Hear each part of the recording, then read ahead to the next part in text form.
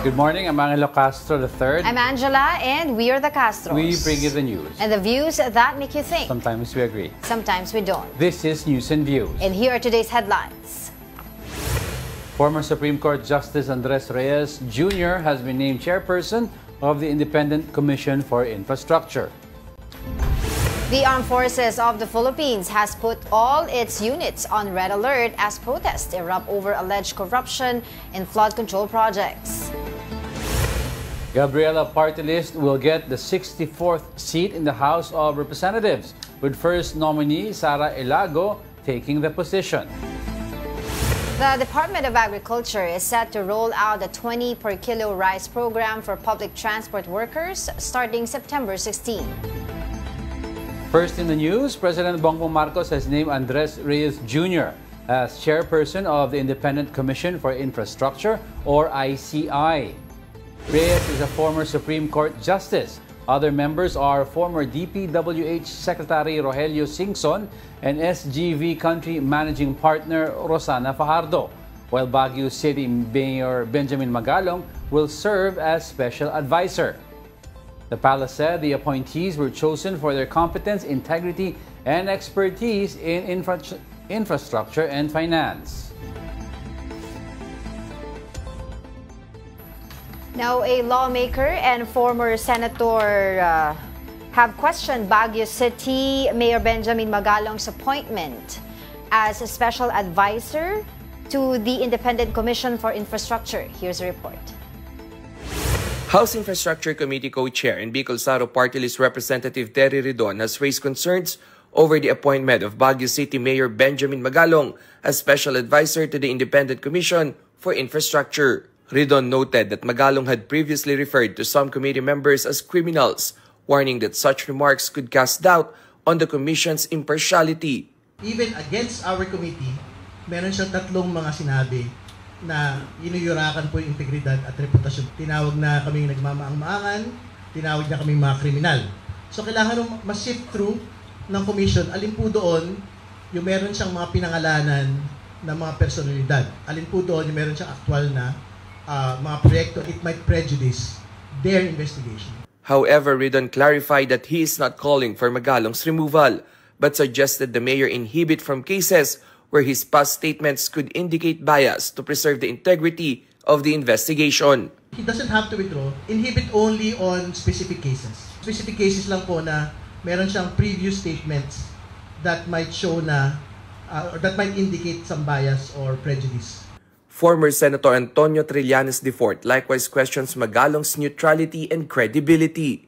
He alleged that Magalong is a protector and ally of the Dutertes, raising doubts about his independence. Trillanes also claimed Magalong told him as early as 2022 who was behind the alleged 36 billion peso rock netting scam in Baguio, but has yet to make the names public. Magalong, however, insisted he will set politics aside and remain fair as an investigator. I cannot be political about it because as an investigator talagang dapat you should set aside biases. Kasi pag nahaluan yan, naging political yan, wala nang credibility. Meanwhile, Palace Press Officer Claire Castro said the ICI investigation will begin immediately. The Commission will begin its work immediately. Ang pinaka-timeline dito ay mas maagaran o mas mabilis ang pagtatrabaho. At mas mainam po matapos po ito sa loob lamang ng ilang buwan. President Marcos is expected to announce who will serve as chairperson of the Independent Commission in the coming days. Rainiel Pawid, One News. And now let's talk more about the Independent Commission for Infrastructure with House Infrastructure Committee Co-Chair and Bicol Saro Party List Representative Congressman Terry Ridon. Good morning, Congressman. Good morning. Thank you for having me. All right, let's get it. Let's start already. No, you expressed yung concerns niyo po over Mayor Benjamin Magalong.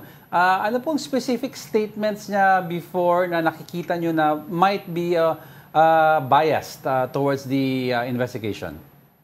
Well, syempre, alam po niyo, over the course of the weeks and months that had gone by, marami siyang mga binanggit. Una, meron siyang binanggit ng mga 67 lawmaker contractors. No? Dapat, well, he has a platform in the ICI para pangalanan po yun. Pangalawa, tinawag niya na meron po mga lawmakers na nagre-receive po ng 30 to 40% kickbacks. No? So magandang pangalanan din po niyan. panghuli, yung pong integrity po ng amin pong komite, which is supposed to work with the ICI, hinurakan din po niya over the course of the weeks. Noong una, tinawag niya kami mga kriminal. Tinawag niya kami nagpamaang-maangan. Tapos marami siyang mga iba po sinabi, yung anti-moral pejorative po, na parang lokohan lang. Ito po nga nagiging pagdinig po namin, binanggit po niya. So, ang sinasabi mo natin, dapat i-identify po ng ICI. I-note po yung mga previous public statements niya. Kung alin po doon yung pwede ho siyang makapagbigay ng specific advice to the Commission at alin po doon yung dapat po siyang mag-inhibit. Do you think there's also a possibility, Congressman, like what other people have expressed, na him being allied with Duterte, na baka yung listahan na lumabas po sa investigasyon hindi po kumpleto? Well, ayaw naman ho natin pangunahan, no? Yung pong ICI dito. Pero ibig sabihin, very important lang po talaga for them to be able to review. And syempre, for Mayor Magalong din po to basically disclose to the Commission alin po dito yung baka magkaroon po ng semblance of a bias or non-neutrality. No? So, kasi very important po talaga, I think the red line for the ICI is talaga to preserve its integrity para ho paniwalaan din po siya talaga ng atin pong mga kababayan. Right, but speaking of ICI, Kong, its members are already complete, no? Kanina po nasabi na-announce ni President Bongbong Marcos yung magiging chairperson nito. Siya po ay si retired Supreme Court Justice Andres Reyes. Any thoughts on that po dito sa mga appointees? Ano po talaga, the President had made excellent choices for the members of the committee. Si Justice Reyes talaga pong proven yung kanya pong integrity at galing po, no, sa usapin po ng batas. No? Wala naman tayong naririnig na mga maling desisyon o masamang desisyon po na iginawad niya na hindi po fair, na hindi po impartial. No? Siyempre si Secretary Singson, naglatag po siya ng aktual ng mga reforma sa DPWH at hopefully mailatag din po niya itong mga ito bilang miyembro po ng ICI. At siyempre si Ms. Fajardo, nakita naman ho natin yung trabaho po ng SGV sa malalaking mga kumpanya para tiyakin po na may maayos po silang governance, no, sa kanila po mga kumpanya. So, talaga pong excellent choices by the President. But how do you see your committee and ICI working together on this? Well, yung pong ICI sa executive order, meron po sila mandate to work with Congress and the Senate. We are ready to share documents and furnish them our recommendations, no? Kasi syempre may sarili po silang larga, may sarili pong larga yung Kongreso at Senado, pero bukas kami at willing kami na makipagtulungan sa kanila. Also, Congressman, no, si President Marcos said in his, I think it was a while ago, yung speech niya, that they may also, the ICI may also recommend certain processes that need to be changed with regards to projects sa DPWH. And also, he made mention of several issues like, for example, yung sa LGU po. Noon po, nung panahon daw niya, may acceptance after the project. Ngayon, wala na at gusto niyang ibalik. Ano po ang comment niyo dito? Wala naman po tayong debate, no? Na meron po talagang kailangang coordination sa pagitan po ng national government at ng local government, no? Very important lang po siguro yung language na kailangan po gamitin kasi syempre ayaw din po natin halimbawa na maging consent yung pong requirement bigla. Nito pong pagkalalatag po ng mga proyektong pambansa, pang-national, no?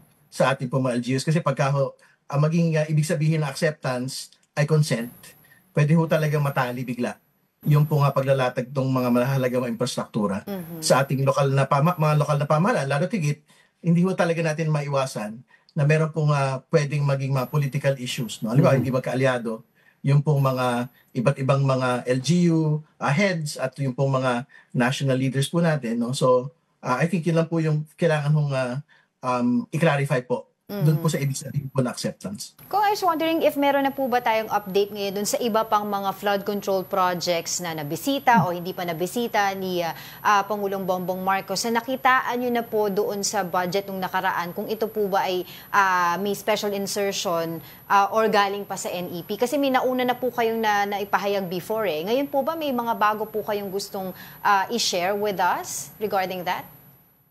Well, siyempre nag-wrap up po kami doon sa Bulacan. No? At bahagi po doon sa pagsisiyasat po ng Bulacan talaga yung binanggit po nating insertions po ng Ghost Project po ng Wawa Builders sa Plaridel, Bulacan. So, ang mga kasunod na hong mga aspeto po ng investigasyon nito, yung pong pag-imbita sa mga BICAM members na nga. So, na-invite na ho si Congressman Zaldico at si former Senator Grace Poe, no?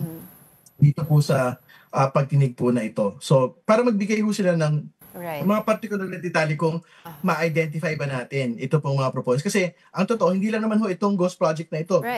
Yung pinag-usapan, yung pong insertion, supposedly, yung pong mismong line items na binanggit po ni Bryce Hernandez, parang supposedly nakalink po sa mga senador pong binanggit yun, kay Senator Joel at Senator Jinggoy. Gusto ko nating malaman kung alam ba ng BICAM ito pong identities nito pong mga nagpo-propose po sa atin pong General Appropriations Act. May tugon po ba si Congressman Zaldico and former Senator Grace po regarding your invitation? And if ever, kasi if I'm not mistaken, until now, nasa US pa po si Congressman Zaldico. Will you allow ang kanyang tugon ay magiging via Zoom or kailangan present po physically? I think nagsabi naman na ho siya na sasagutin po niya ang lahat ng mga aligasyon. Not just for the committee but all the general allegations against him, no? In due time, no? So, antay po natin dumating po yung araw na yon. Ganun din naman po kay Senator Grace po kasi they're being asked not on specific anomalous projects but on their what they know relating to the bicameral conference committee proceedings there. And I think, hindi na naman po yung House yung interesado sa totoo lang, doon po sa bicameral conference committee details. No? Kahit po yung Senado, pinahayag po yan ni Senate President Tito Soto nung nakaraang mga interview, na gusto din lang malaman talaga ano ba yung detalye ng BICAM kasi gusto nilang malaman yung identities nito po nagpo-post po ng mga insertions. Yan, Congressman, gusto ko lang klaruhin, no? Kasi yung preference po ni President Marcos on the 2026 budget with regards to flood control projects, wag muna lagyan daw ng pondo. Ang concern kasi ng iba dyan, while we understand yung concern, pero given na it's also climate change and we expect heavier rains next year kasi nagpo-progress po yan, as sabi ng Pag-asa, baka without additional flood control projects, baka daw yung baha grumabe. Shouldn't we just instead give or put in stricter safeguards? Well, tingnan pa po natin yung magiging pinaka-pinal na resulta. No? Dahil sa proseso pa rin po tayo ng pagbabudget. Pero ginagalang po natin yung pagtingin po ng Pangulo. Lalo higit, I think ramdam naman niya po talaga yung galit ng mga kababayan po natin over flood control projects. No? Pero I think yung very important po talagang pagpasyan din kasi ngayon, ano ba yung criteria? Kung ano ba dapat yung mga binibigyan ng mga flood control projects ng mga lugar. So dapat science-based, evidence-based po talaga ito. Ano ba? Kung hindi ka red area sa Project NOAA, para mahirap naman na meron kang flood control project. Yung mga ganun po. No? So I think mas mahalagang ilatag muna natin yon. Yung pong mekanismong yon. Kesa halimbawa ngayon, nasa gitna ho tayong budget hearing, ipepersa pa rin ho natin na maglagay po ng mga flood control. Baka naman hindi pa rin evidence-based, science-based pa rin po yung pagkakalatag ng mga proyektong ito. Right. Going back to the talks about the ICI, si Congresswoman Laila De Lima is pushing for a law, if I'm not mistaken po, na talagang maging batas po itong commission na ito, ano? At sinasabi nga niya para daw magkaroon ng mas may pangil. Is the Congress also supporting this bill? Wala ho tayong debate, no? Na kailangan ho ng mas malakas at mas malawak pong batas para sa independent commission po na ito. Yung Senado, ready na rin ho sila na ipasa at pag-usapan po ito pong independent commission na bill po nila. So hopefully magkaroon po ng pagpaspas, no, on both houses of Congress dito po sa mga bills po nila, bills po namin, no. Lalo tigit hindi naman ho kailangan pagbanggain Minsan pwede na ho magsimula ang trabaho ng ICI at pagka naibuo po namin yung batas, pwede ho i-absorb na po nitong standing commission po na ito yung magiging bagong mga kapangyarihan na meron po sila. So what specific laws po yung nakikita nyo po under that law rather? Ano pong specific na nakikita po natin na maaari po nating maipush for this law that is Congresswoman Laila De Lima is pushing for? Well, major po kasi talaga yung subpoena powers at contempt powers, no? Kasi wala ho sila ngayon noon. So, recommendatory lang sila, Kong, di ba? Pwede lang subpoena or utusan yung pong mga taong executive. No? Pero I don't think they can compel non-executive government officials to attend. No? So yun yung una. Pero I think there's a way around it kasi I think they're compelled to work with law enforcement agencies also na merong mga subpoena powers. So NBI may subpoena powers yan. DOJ may subpoena powers yan. I think yung CIDG merong subpoena powers yan. So they can work through these law enforcement agencies. No? Pero as they are, wala po sila nun. So I think yun po yung very important na i-grant ng Congress at Senate na kapangyarihan po ng ICI. So, I mean, they can continue with their work now while we are doing the necessary work to make the ICI stronger. Ang Senate kasi nagpo-push din ng the same law. No? I was wondering kung nakita nyo na po yung version nila, may pagkakatulad din po ba nung sa inyo? Kasi usually kapag parehas, madaling na ipapasa eh. Essentially, yun naman po yung gusto i-grant na powers sa kanila. Yung investigative powers po na meron po ibang mga opisina. Yun yung una. Pero pangalawa, yung nakalagay din po sa Senate kasi, at narinig ko ito dun sa interview po ni Senator Soto, dapat hindi lang do infrastructure na public works, no? Gusto niya nga maging trabaho po ng ICI po na ito. Dapat all-encompassing daw po na hindi lang DPWH. Right. Yung pwede ho niyang siya sa ating mga proyekto. Yan, so kumbaga kasi ang interpretation ng iba sa kay gusto ni Tito Soto was aside from yung sinasabi ng flood control, all projects per se, parang gusto sabihin ng iba daw, aside from post investigation, the word investigation pertains to tapos na may nangyaring anomalya. How about having a commission that has post-audit, present audit, and powers? Kasi ang COA, post-audit lang eh. Parang Q&A daw sa mga ibang kumpanya, di ba? Pag may release na budget, may ongoing project, meron yung present audit, may post-audit. Para talagang deterrent talaga.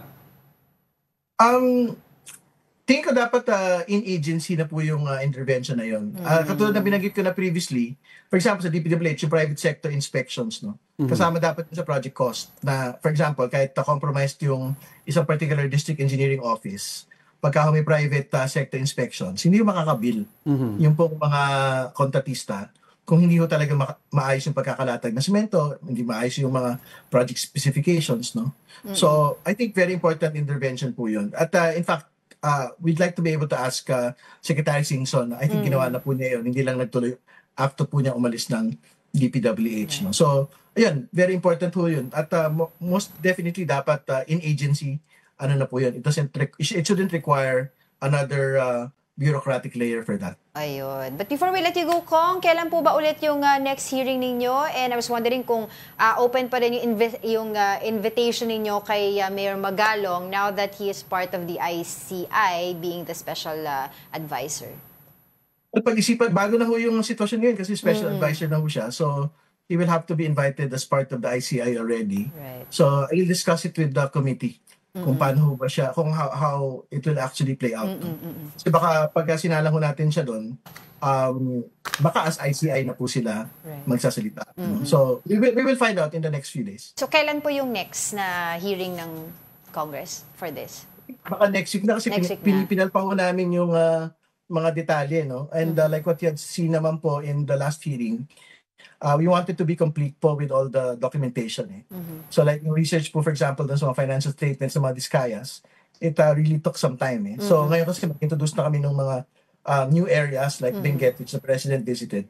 So we wanted to be very precise on yung pong rock netting schemes.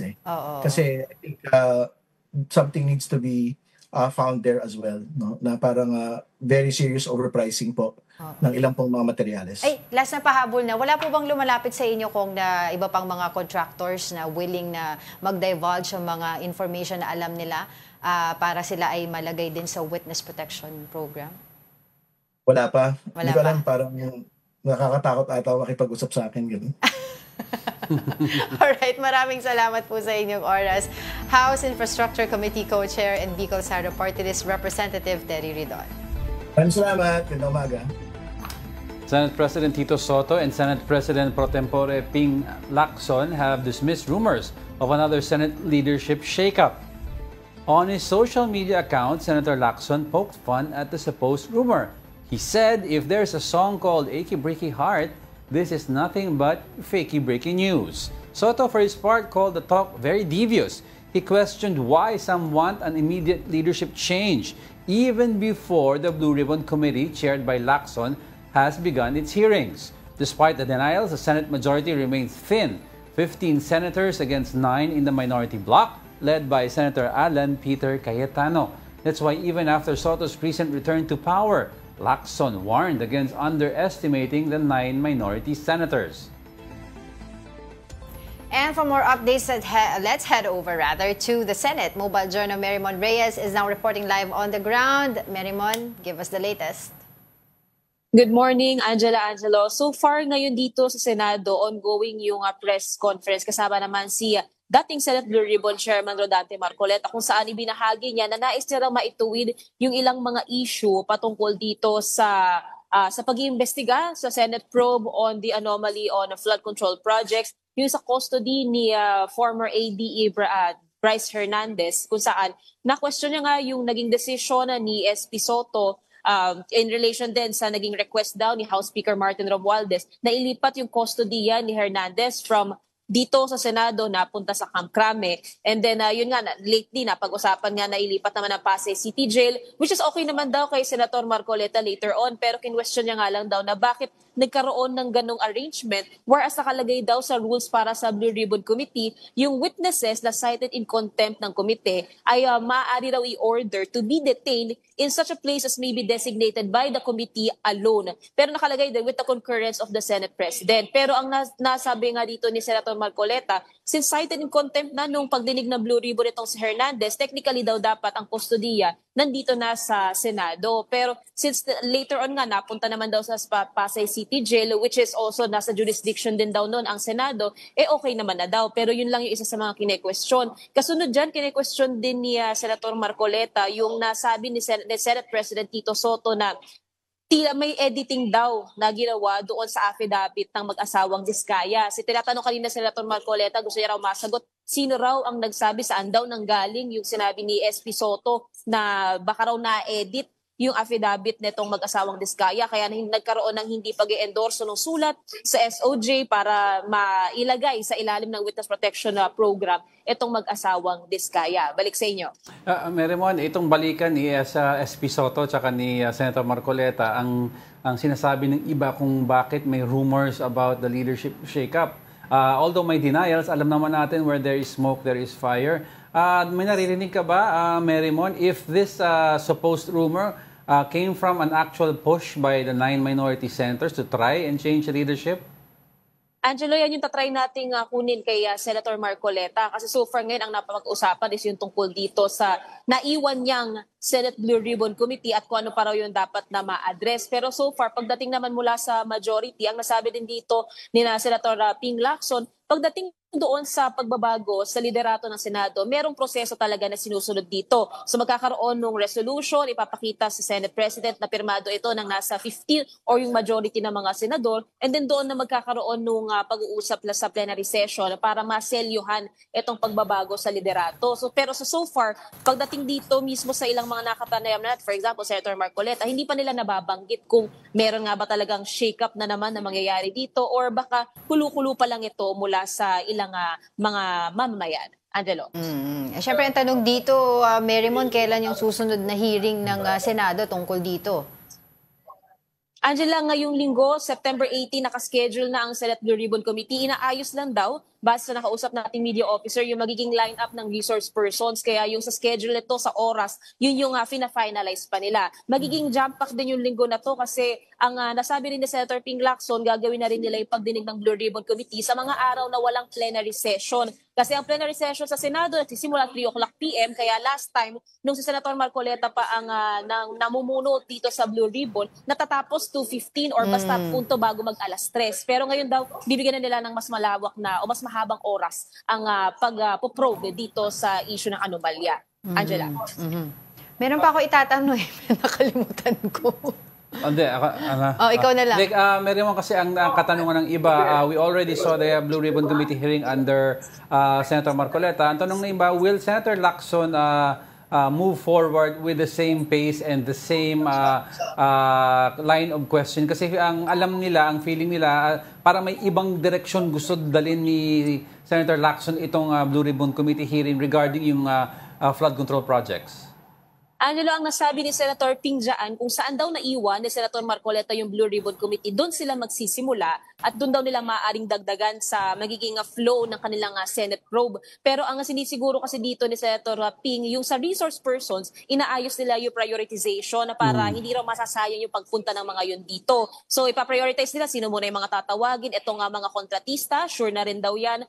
Ang mag-asawang Diskaya, sure na rin daw yan. Yung Bulacan Group of Contractors, ipatatawag din daw nila. Pero pagdating doon sa ibang resource persons, ini-schedule na rin daw nila para hindi nasasayang yung oras at panahon ng mga ito. Bukod dyan na inaasahan din na matatawag din dito sa Blue Ribbon Committee hearing yung Mina from WJ Construction at yung ipinasampina nila na CCTV operator dito sa Senado para naman mapag-usapan yung sinasabing may pumuntang staff dito sa Senado para raw magdala nung lagaya o nung lagay o ito yung sinasabing kickback na nililink na ang pupuntahan daw si Beng Ramos na kiniklaim naman ni Hernandez staff ni Senator Jinggoy Estrada, which dinedenay naman ni Senator Jinggoy. So marami-rami tayong aasahan sa mga susunod na araw at sinasabi ni Senator Ping, resibo raw talaga, walang sasantuhin basta may resibo.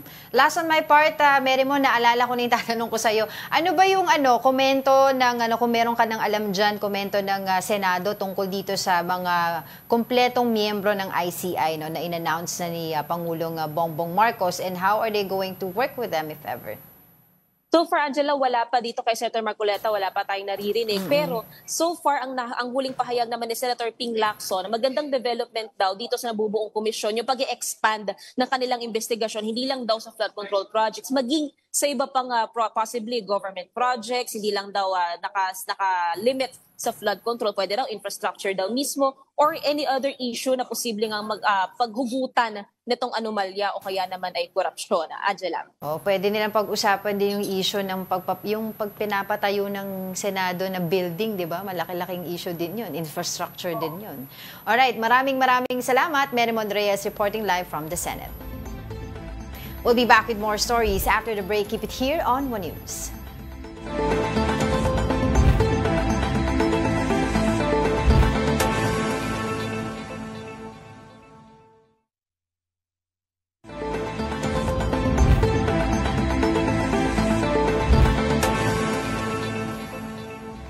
Good morning. You're still watching News and Views here on One News.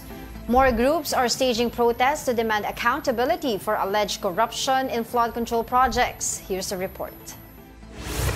The Armed Forces of the Philippines has placed all its units under red alert amid protests over alleged corruption in flood control project. AFP spokesperson Colonel Francel Margaret Padilla said the alert has been in effect since September 12 as a precautionary measure. She assured the public there is no cause for alarm, saying the alert only means more personnel are on standby and leave is suspended. Padilla, however, warned against attempts to infiltrate or exploit the protest to stir violence or instability. Over the weekend, about 200 protesters gathered at the EDSA People Power Monument to demand accountability for the alleged anomaly. Kabataan Representative Rene Co, ACT Teachers Representative Antonio Tino, and groups like Panday Sining, Kabataan Kontra Korupsyon, and Tindig Pilipinas led the rally.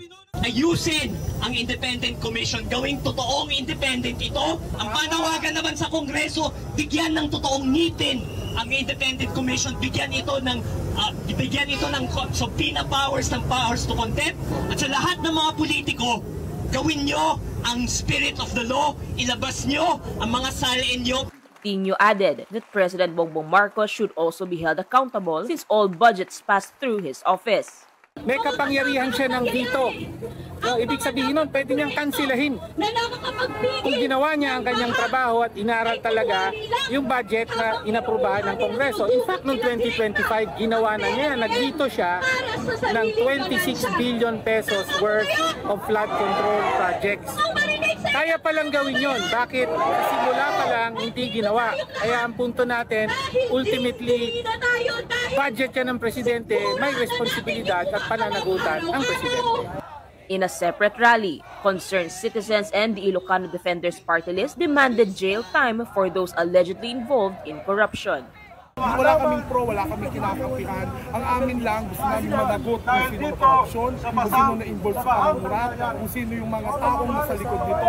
Meanwhile, Transport Group Piston will hold a nationwide strike against corruption on September 18. On September 21, thousands are expected to join more rallies at Luneta and the People Power Monument.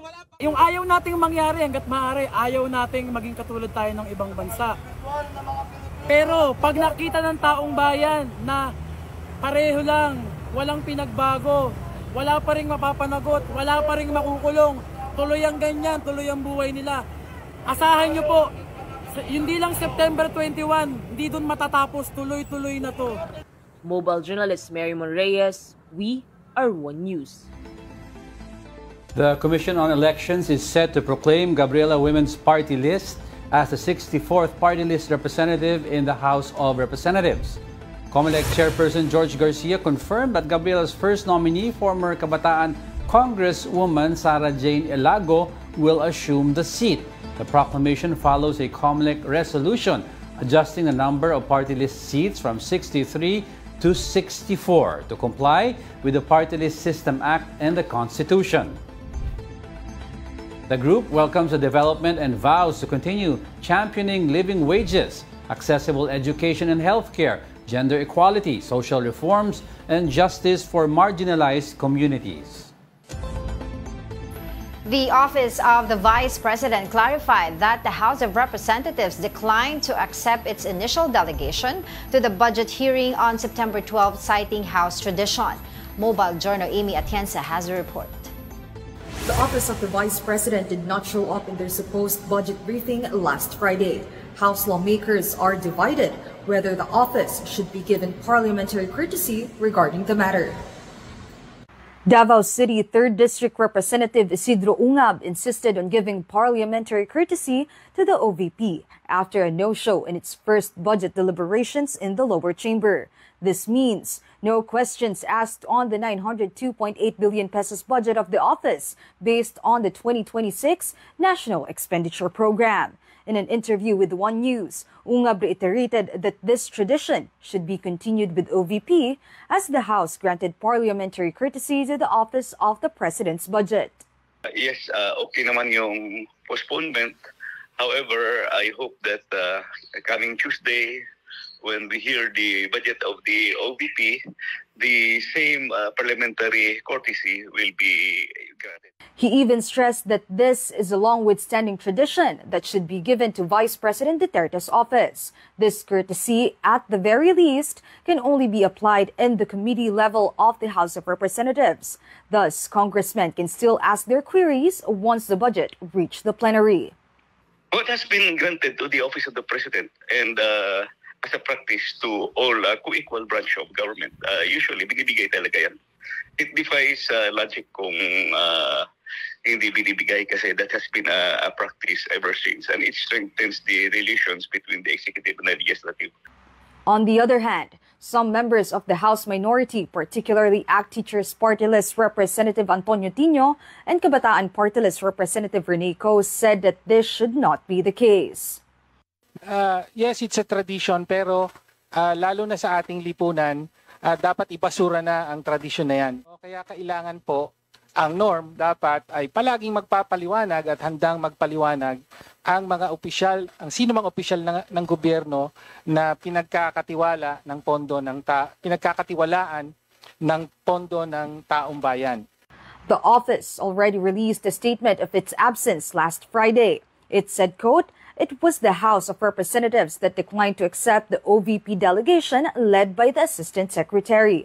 The statement also included a screenshot of the conversation between VP Sara and Appropriations Vice Chairperson and OVP budget sponsor Jose Alvarez. Alvarez also confirmed last Friday that the Vice President herself will show up on Tuesday's budget deliberations. Mobile journalist Amy Atienza, we are One News. The House Committee on Appropriations continues to deliberate the proposed 2026 budget. Let's get the latest from Mobile Journal, Amy Atienza. Amy, what's the latest? Yes, good morning, Angela and Diego. Ngayon nga ay patuloy pa rin ang pagkakaroon ng budget deliberations dito sa House of Representatives. At kanina narinig na natin ang Department of Agriculture na may 176.7 billion pesos na budget patungkol nga dito sa 2026 na NEP. At sumunod naman dyan ang National Irrigation Administration na mayroong around 26 billion pesos naman na budget at 15 billion pesos nga dyan sa kanila ay plano nilang ilagay para maisaayos at ma-restore daw yung mga irrigation system na meron dito sa ating bansa at kaugnay na nga rin yan ng mga issue na kumakalat patungkol nga sa mga flood control projects para nga daw at least on their end ay maipagpatuloy nila ang pagsasaayos ng mga irrigation system dito sa ating bansa. Pero bukod pa dyan, syempre, marami pa rin tayo dito inaabangan sa House of Representatives. Katulad na nga lang nung pagsusumite ng Department of Public Works and Highways sa kanilang proposed budget proposal,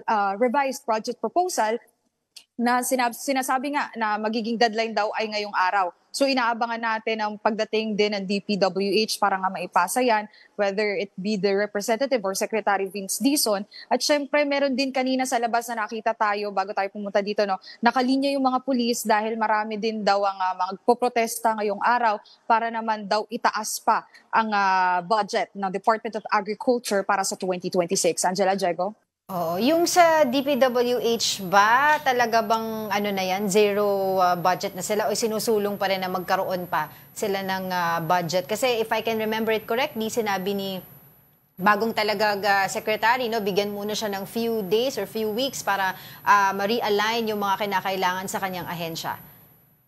Yes, isa nga sa mga nasabi din ni DPWH Secretary Vince Dizon ay yung pagkakaroon nga daw ng parang courtesy resignation sa mga miyembro ng DPWH. At yun nga, bukod pa dyan, syempre kung pag-uusapan yung budget, ang kinakailangan kasi talagang tingnan dito yung mga insertions na sinasabi nila hindi naman daw kinakailangan doon sa budget at nagiging paulit-ulit na nga rin daw na isinasama sa budget ng DPWH. So yan yung mga inaasahan nating i-revise. Pero most likely, syempre meron pa rin tayong makukuhang budget para sa DPWH. Hindi naman totally mabablanko yung budget na ibibigay para sa ahensya, Angela. Yes, Amy, maiba lang ko ng konti, no? Kasi sa Senado, meron silang rumors of a leadership change. Diyan ba sa Kongreso, nag-die down na ang rumors against Speaker Martin Romualdez? Yes, actually, kung last week sobrang ingay, maalala natin na nung nagsimula ngayon sa Senate, tuloy-tuloy na rin yung naging usapan dito sa House na baka nga raw magkaroon ng change in leadership. Pero yung mga series of events din kasi nagkaroon na din ng spokesperson ng Office of the Speaker na si Martin Romualdez, talagang pinanindigan nila na wala daw magiging change of leadership dito sa House of Representatives. At nagsalita na nga rin ang ilang miyembro ng House of Representatives, kabilang dyan si Representative Terry Ridon, pati na rin si Representative Paulo Ortega, na hindi nga daw napapag-usapan yung pagpapalit ng leadership dito sa House of Representatives, and most likely ay mag-work together na lang daw talaga sila para nga ma-achieve itong bagong Pilipinas agenda ni Pangulong Bongbong Marcos. Amy, I want to go back dun sa issue ng yung sa usapin ng Infracom hearing. Kanina kasi we had Congressman Terry Ridon kanina. We talked to him at sinabi nga niya na extend na nga daw yung invitation kila former member ng Bicameral Conference Committee na sila former Senator Grace Poe at saka si Congressman Zaldico. Ang hindi ko natanong sa kanya kung kasama rin ba si former Congresswoman Stella Kimbo doon sa kanilang iniimbitahan dahil kasama rin din siya doon sa BICAM at sa small committee, no? So ikaw ba dyan, Amy, alam mo ba yung impormasyon na yon? Well, so far wala pa tayong naririnig na confirmation din patungkol naman kay Representative Stella Kimbo. Pero nung natanong din naman natin si Representative Terry Ridon nga kung magkakaroon, nagbigay sila ng invitation kay Representative Zaldico na medyo matagal-tagal na rin natin hindi nakikita dito sa Kongreso. Nasabi niya nga na nabigyan naman daw ng invite. And yun nga, sa press conference din kasi na nangyari, pati na rin sa mga ambush interview ng House media, sinabi niya, nasabi na din kasi ni House spokesperson naman, Attorney Princess Abante, na on medical leave daw si Representative Zaldico. So hindi pa natin siya talaga makikita and most likely ay nag-recover pa nga siguro. Pero hopefully, makita din talaga ng Kongreso itong presensya ni Representative Zaldico. Any more agenda na abangan natin mula dyan sa House of Representatives, Amy? Yes, tulad nung nabanggit ko kanina, no, isa sa mga pinakamahalagang inaabangan natin dito sa House of Representatives ay yung pagsusumite nga ng DPWH patungkol nga sa kanilang revised budget proposal for 2026. Pero bukod pa dyan, syempre mapapag-usapan pa dito kung ano nga ba yung magiging plano rin ng Department of Agriculture dahil na nga rin may public clamor patungkol sa budget nila. And of course, yung magiging plano pa ng National Irrigation Administration patungkol nga sa kanilang budget. So, bukod pa dyan, syempre magkakaroon din tayo ng plenary session and yun nga, kagaya na nabanggit ko kanina, since no change of leadership, malamang sa malamang ay mapapag-usapan lang yung mga privilege speech, kung ano pa yung mga plano ng ilang mga kongresista rito sa mga susunod pang taon. Alright, maraming salamat. Mobile Journal Amy Atienza reporting live from the House of Representatives. Don't go away because we're not done yet. Stay with us.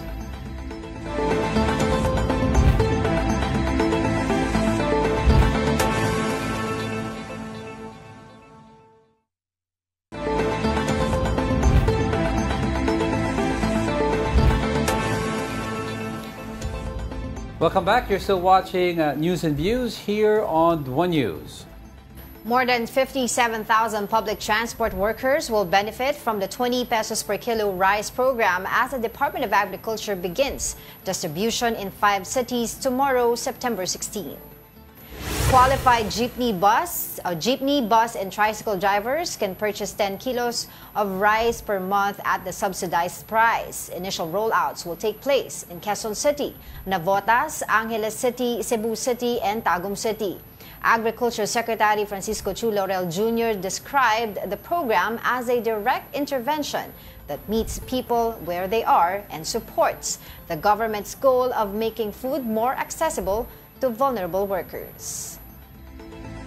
So, of course, we all knew naman na nauna yung mga PWD, senior citizen, pregnant women. Ngayon, kasama na tong mga nasa hanay nga ng public transport. Kasi isa yan sa mga pinangako niya, diba? And of course, we have yet to see also yung panglahatan na 20 pesos per kilo. Ang pinangako niya is due to good governance and good financial governance, may ipapababa niya yung presyo ng bigas sa 20 pesos. Hindi daw ibig sabihin nun, magkakaroon ng subsidy para maging 20. Kasi ganun din It may be 20 pesos, pero ang nangyayari dito, since subsidized... It's not organic yung and we're still paying for solution. It. We're still paying for it. So umiikot lang yung pera. Ang hinahanap ng tao is actual sa inflationary basket, bumaba ang presyo nito. That's right. Para talagang naturally, may savings ang tao.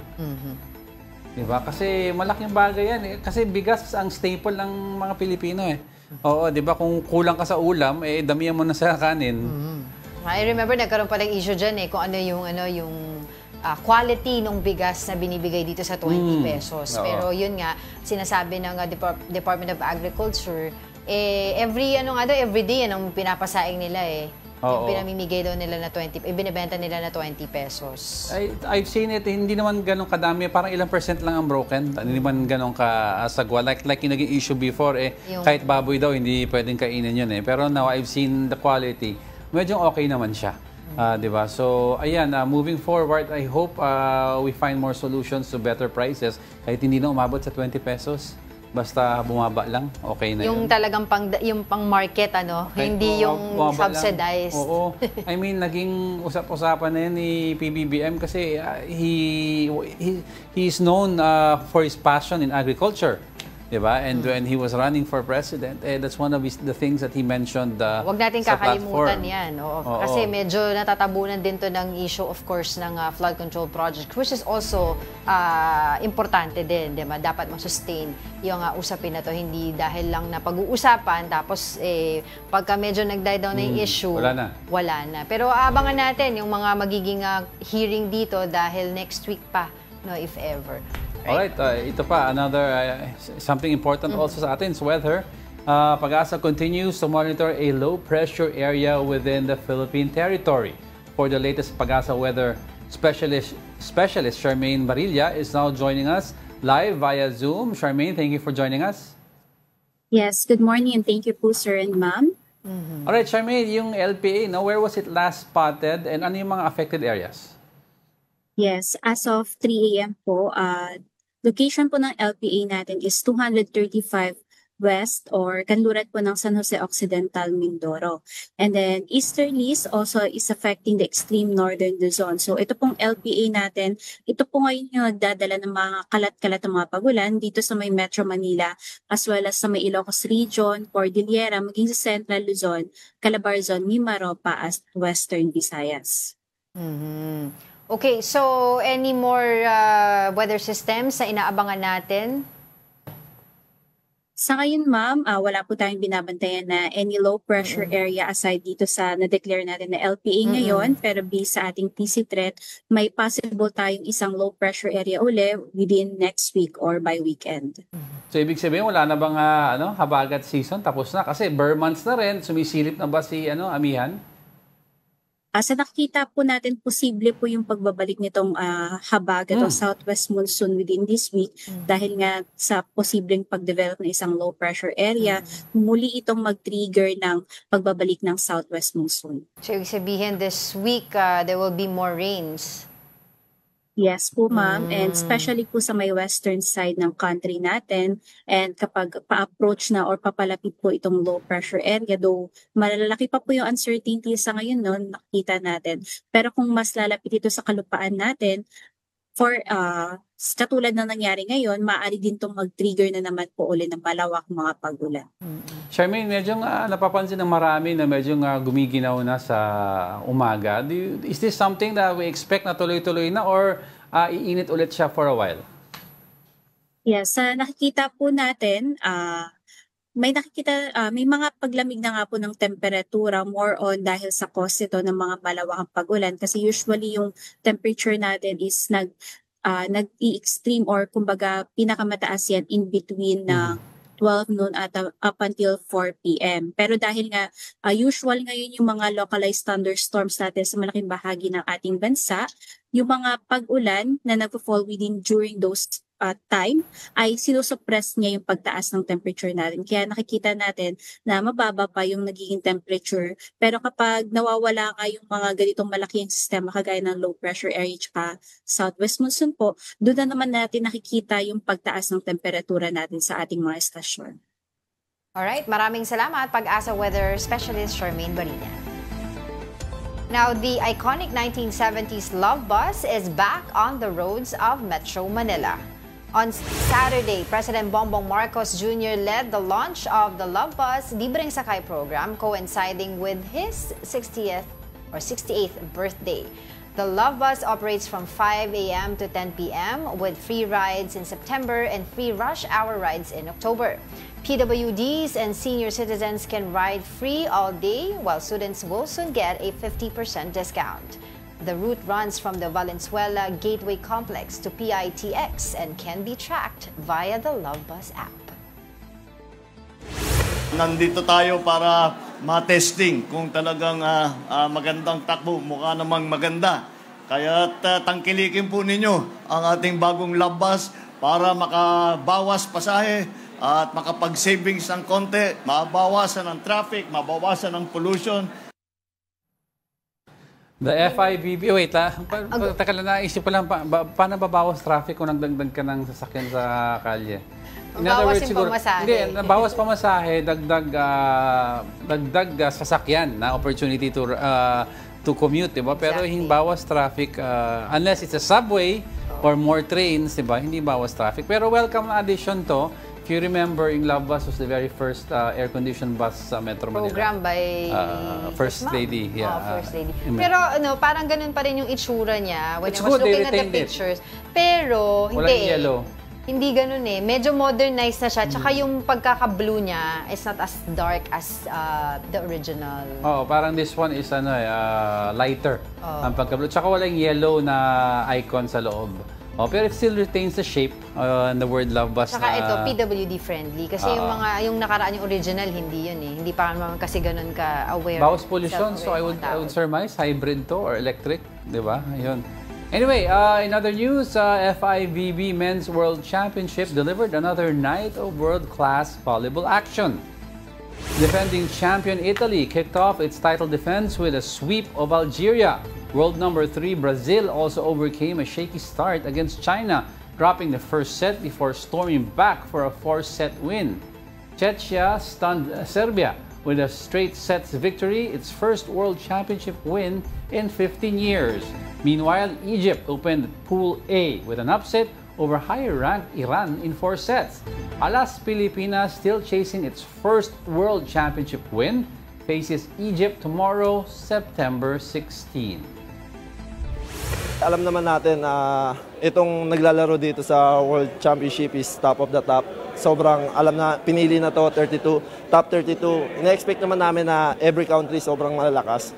So kailangan lang talaga namin mag-perform ng maayos. Good luck sa ating Team Pilipinas, diba?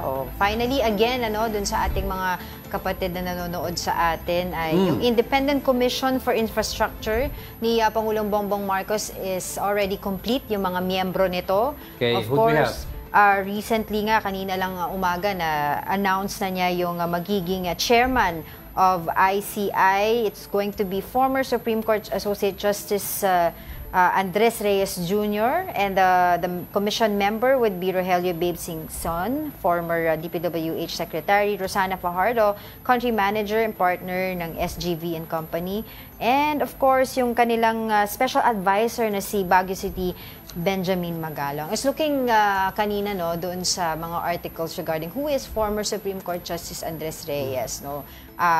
Yun nga, siya ay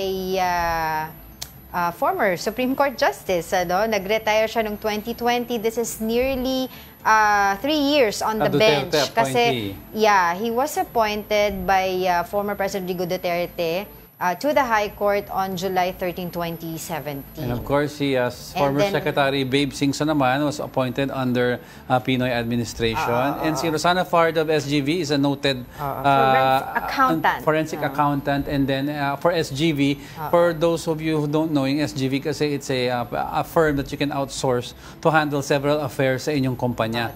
Accounting, investments, administration, and they are known for that. So, and then you have Mayor Benjamin Magalong naman who will be, kumbaga parang ang role niya para mag-investigator nila. Kasi sinabi nga niya Pangulong Bongbong Marcos kung bakit daw si Mayor Benjamin Magalong is because investigator daw talaga. Si IDG siya. The time daw that he went to Baguio, remember, nag-check ng mga flood control, binigyan daw siya kaagad ng mga dokumento na naimbestigahan ni Mayor Benjamin Magalong. But eto nga po pala si Supreme Court Justice, former Supreme Court Justice Andres Reyes, siya po ay kumbaga yung kanyang career 33 years sa Court of Appeals, kumbaga, since Feb 10, 2010. So matagal na. He was appointed to the Appellate Court in 1999 after serving as a trial judge noong 1986. So walang bahid ng kulay. Kahit Duterte appointee pa yan, matagal na ng serbisyo niya sa, ngayon, ang tanong dito, justice system. How are they going to start the investigation? At ano yung timeline nila? Because hindi naman po pwedeng magiging matagal ito. While we understand that we are talking about thousands of flood control projects, but of course, ang mga tao na iinip na, di ba? Hindi puro investigation lang. We want somebody na talagang ma-hold accountable dito sa mga anomalous flood control projects na to. At hindi lang basta mga contractors, but of course, yung nakikita natin ng mga matataas opisyalis ng pamahalaan. Don't worry, they're starting today daw. All right, and that wraps up today's episode of News and Views. Join us again tomorrow. I'm Angela Lagunsad Castro. And I'm Angelo Castro III. We are One News. All sides, all the time.